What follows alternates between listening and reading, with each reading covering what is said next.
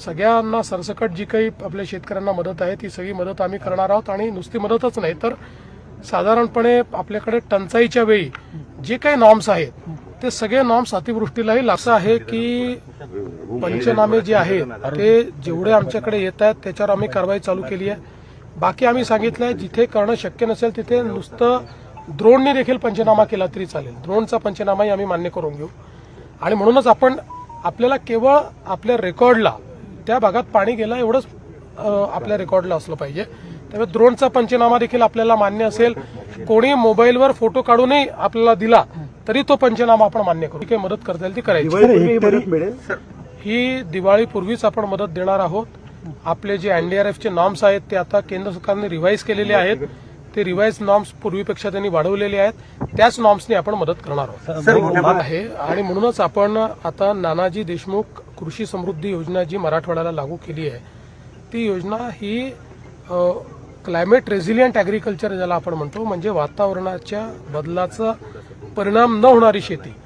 तर अशा प्रकारच्या प्रॅक्टिसेस या डेव्हलप करायचा प्रयत्न त्या योजनेच्या माध्यमातून आपण करतोय. वर्ल्ड बँकेने जवळपास 6,000 कोटी रुपये आपल्याला त्याला दिलेले आहेत.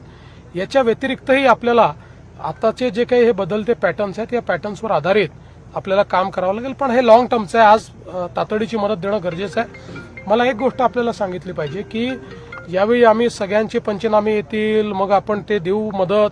6-6 महिने अनेक वेळा मदत मिळत नाही. यावेळेस आम्ही ती पद्धत बदललेली आहे.